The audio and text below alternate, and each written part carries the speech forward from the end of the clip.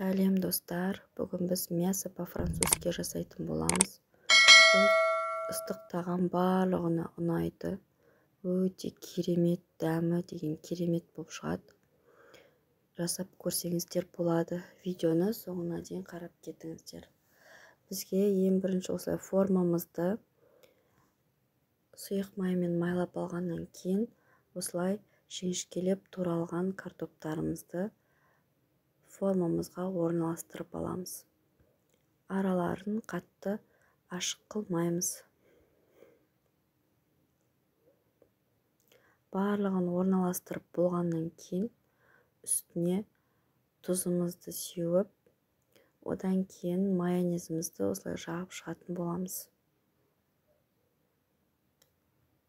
Майонезімізді жағып шыққаннан кейін біз фаршымызды дайындайтын боламыз.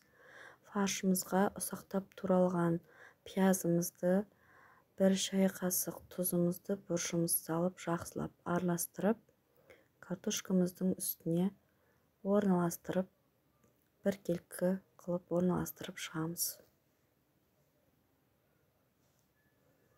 Орналастырып болғаннан кейін үстіне майонезімізді жағып шығамыз.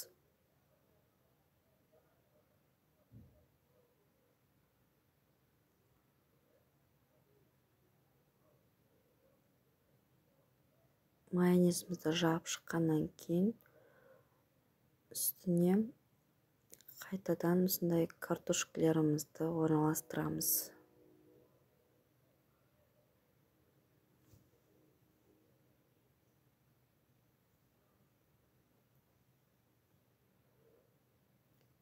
Картошкаларымыздың барлығын осылай орналастырып, үстіне тұз себетін боламыз.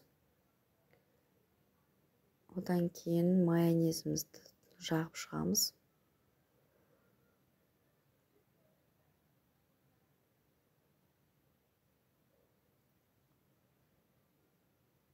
Майонезімізді жағып шыққаннан кейін осылай дөңгелеп туралған қызанағымыздың барлығын орналастырамыз.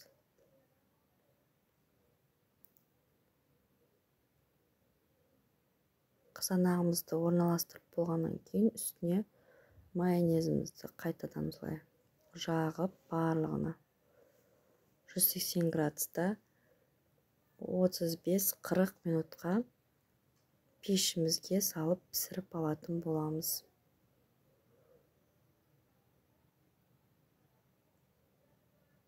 Бізде міне осылай дайын болып шықты.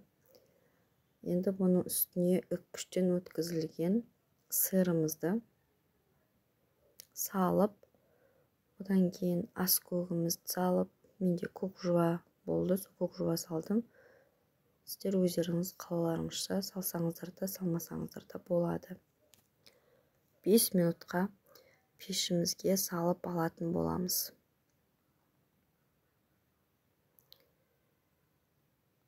Өте керемет дәмді болып шығады.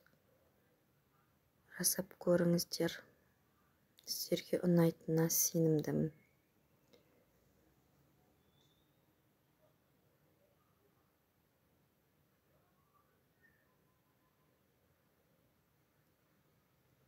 Сіздерге видео ұнаса, менің парақшама тіркеліп, лайк басып, комментарий жазып кетіңіздер.